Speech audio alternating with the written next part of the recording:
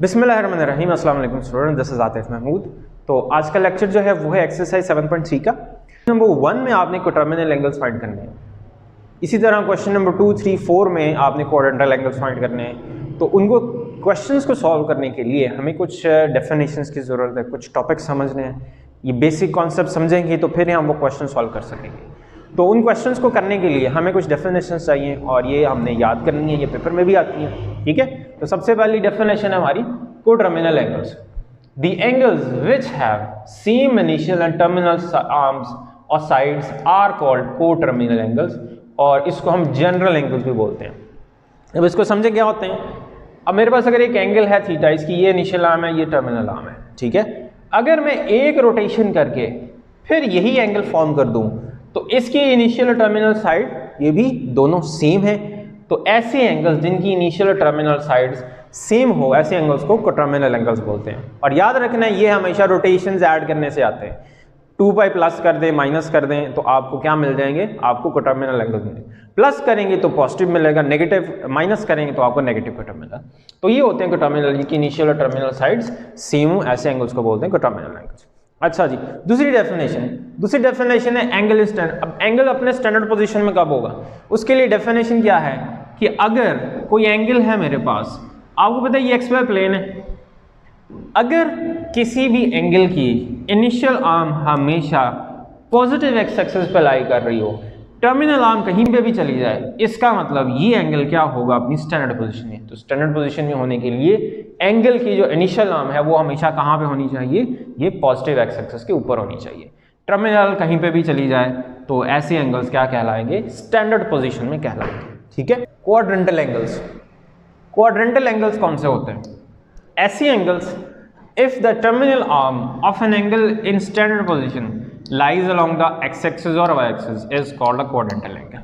मतलब क्या है कि अगर किसी एंगल की जो टर्मिनल आर्म है वो या x एक्सिस पे लाई कर जाए या y एक्सिस पे आ जाए, जैसे ये इनिशियल आर्म है, ये टर्मिनल आर्म है, तो ये 90 डिग्री का एंगल बन गया। तो ये कौन से एंगल्स होते हैं जिनमें टर्मिनल आर्म ये पॉजिटिव y एक्सिस पे आ जाएगी, 90 डिग्री, 180 डिग्री, 270, 360। तो ऐसे एंगल्स को हम बोलते हैं कौन से एंगल्स, क्वाड्रेंटल एंगल्स। मतलब जो एंगल्स क्वाड्रेंट्स बनाते हैं, क्वाड्रेंट की बाउंड्रीज बनाते हैं, 0, 90, 180, 270, 360। So these are called quadrantal angles. ठीक है, उसके बाद ट्रिग्नोमेट्रिक रेशियोज, ये प्रीवियस क्लासेस में भी आपने पढ़ी होगी। ये किसकी रेशियोज होती हैं, ट्रिग्नोमेट्रिक रेशियोज किसी राइट एंगल ट्राइंगल की साइड्स की रेशियोज होती हैं। इनको इसी वजह से ट्रिग्नोमेट्रिक रेशियोज बोलते हैं। फंक्शन क्या है, रेशियोज बेसिक इसका नाम। तो रेशियोज ट्रिग्नोमेट्रिक कैसे फाइंड की जाती हैं, आपको पता है एक राइट एंगल ट्राइंगल ले तो राइट एंगल ट्राइंगल ऐसी ट्राइंगल जिसका एक एंगल 90 का होता है, तो 90 के सामने होता है हाइपोटेनस। ठीक है, इसको हम r से रिप्रेजेंट करते हैं। उसके बाद अगर ये एंगल थीटा है, 90 और थीटा का जो कॉमन साइड होती है इसको बोलते हैं हम बेस, या इसको एडजेसेंट एंगल टू थीटा भी बोलते हैं, एडजेसेंट टू एंगल थीटा। और जो इसकी ऑपोजिट जो साइड आती है थीटा के, इसको बोलते हैं परपेंडिकुलर, इसको ऑपोजिट टू थीटा भी बोलते हैं। तो इसको y से रिप्रेजेंट करते हैं। ये एक पॉइंट की एक राइट एंगल ट्राइंगल बनती है। तो इनकी अगर हम रेशियोज लेते जाएं साइड्स की तो ये बन जाएंगे ट्रिग्नोमेट्रिक रेशियोज। पहली ट्रिग्नोमेट्रिक रेशियो क्या होती है, sine theta perpendicular over hypotenuse, मतलब y ओवर r। दूसरी होती है cos of theta, x over r, मतलब बेस ओवर हाइपोटेनस। तीसरी होती है tan theta perpendicular over base. ये आपने याद रखना है, साइन थीटा होता है perpendicular over hypotenuse, cos theta होता है बेस ओवर हाइपोटेनस, और tan थीटा होता है परपेंडिकुलर ओवर बेस। अब इसको याद करने का भी एक बड़ा आसान सा तरीका है, बड़ा आसान सा ट्रिक है।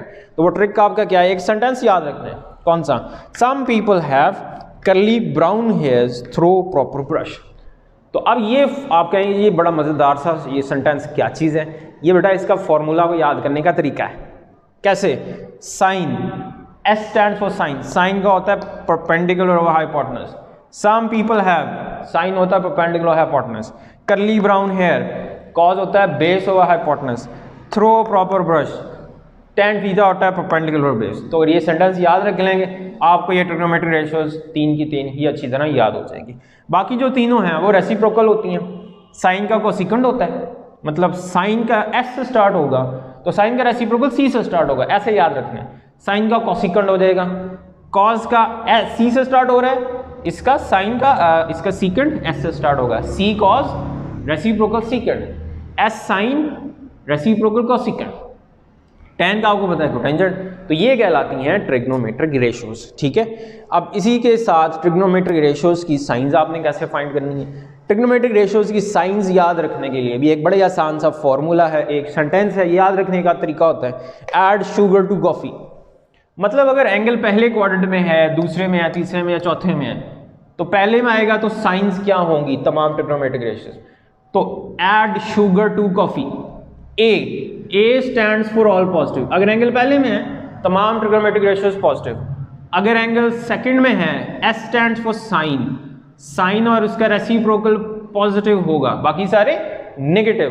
Tan, T stands for tan, tan positive और उसका रेसिप्रोकल पॉजिटिव, बाकी सारे नेगेटिव।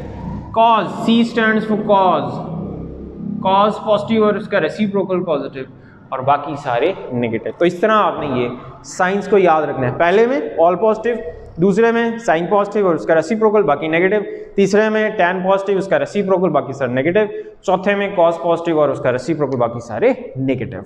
जी, अब वो कॉन्सेप्ट समझने के बाद अब हम क्वेश्चंस पे चलते हैं। तो क्वेश्चन नंबर 1 है, क्वेश्चन नंबर 1 है कि आपने एंगल को लोकेट करना है कि किस क्वाड्रेंट में लाइक कर रहा है, उसको ड्रॉ करना है प्रोटेक्टर के जरिए या फ्री हैंड गैस के जरिए।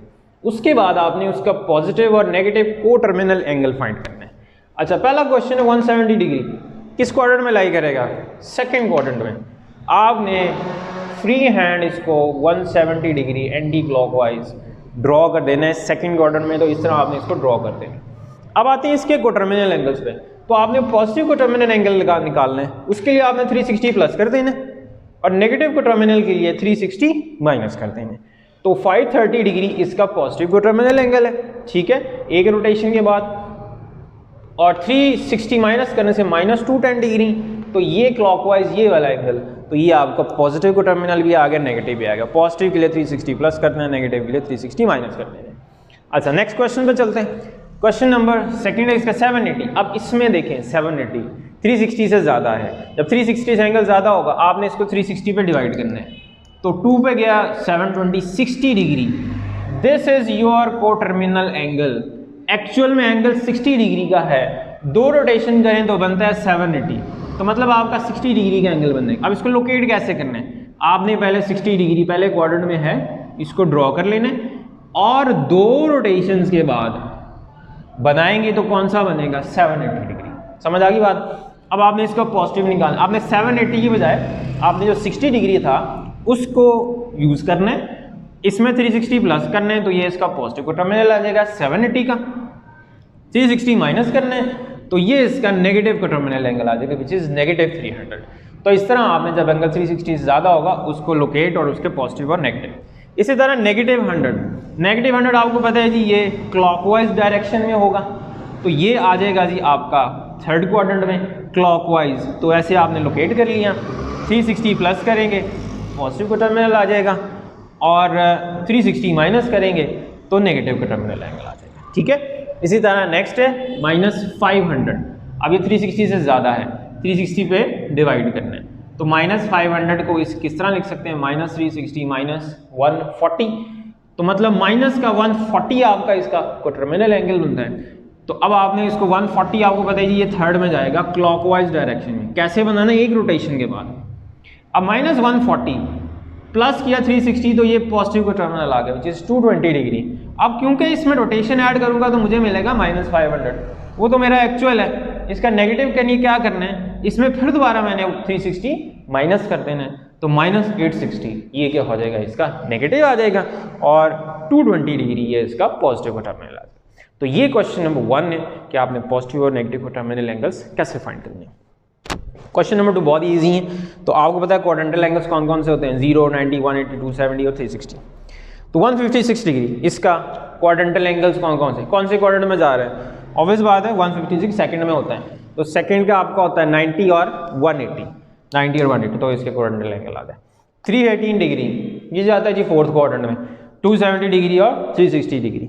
ठीक है, इसी तरह 572, अब इसको समझ लें, इसी तरह ये 360 से ज़्यादा है, 360 पर डिवाइड करना है, आया आपका 512। अब आपने 512 के को टर्मिनल एंगल ले लेने। 512 थर्ड में जाता है, तो थर्ड में होता है जी आपको 180 डिग्री और 270 डिग्री, तो ये 212 के आ गए। अब कितनी रोटेशंस हमारे पास हैं? 1 रोटेशन है, तो 180 में आपने 360 प्लस करना है, ठीक है, तो आपको मिल जाएगा 540, और 270 में 360 प्लस करना है तो आपको क्या मिल जाएगा? 630। तो 572 के क्वाड्रेंटल एंगल्स क्या बन गए? 540 डिग्री और 630 डिग्री। -300 इसके क्वाड्रेंटल एंगल क्लॉकवाइज डायरेक्शन में लिखेंगे। कैसे है? -270 और -360। अगर आपको एंटी क्लॉक वाले चाहिए होंगे तो -270 होता है जी 90 डिग्री और -360 होता है 0 डिग्री। तो ये इसके क्वाड्रेंटल एंगल, पॉजिटिव वाला भी आ गया, नेगेटिव वाले भी आ गए। अब क्वेश्चन 3 में रेडियंस में एंगल्स हैं, रेडियंस में है, इनके भी क्वाड्रेंटल एंगल्स बनाने हैं। π/3 60 डिग्री होता है, ना समझ आए डिग्री में निकाल लें। 60 डिग्री तो 0 डिग्री और π/2 मतलब 90 डिग्री, तो 0 डिग्री और 90 डिग्री इसके क्वाड्रेंटल एंगल्स। अगर रेडियंस में लिखना है 3π/4 डिग्री में निकालो, 135 डिग्री बनता है, π/180 से मल्टीप्लाई करते हैं तो 90 डिग्री और 180 इसके क्वाड्रेंटल एंगल होते हैं, क्योंकि सेकंड में तो 90 का बना π/2 और 180 का बन गया पाई रेडियंस, ठीक है। -π/4 -45 डिग्री होता है, इसके क्वाड्रेंटल बनेंगे -90 और 0, तो -90 -π/2 होता है और 0 रेडियन, 0 डिग्री 0 रेडियन, और इस तरह -3π/4 -135 degree. Question number 4, question number 4 में आपने फॉर्मूला याद रखना है, ऐड शुगर टू कॉफी। पहले में ऑल, दूसरे में साइन, तीसरे में टैन और चौथे में कॉस पॉजिटिव होता है। चले जी क्वेश्चन पे आ जाए। साइन पॉजिटिव, टैन नेगेटिव, कौन सा क्वाड्रेंट बनेगा? ऐड शुगर, तो साइन सेकंड में पॉजिटिव होता है, बाकी नेगेटिव, तो कौन सा क्वाड्रेंट हो गया? Second quadrant.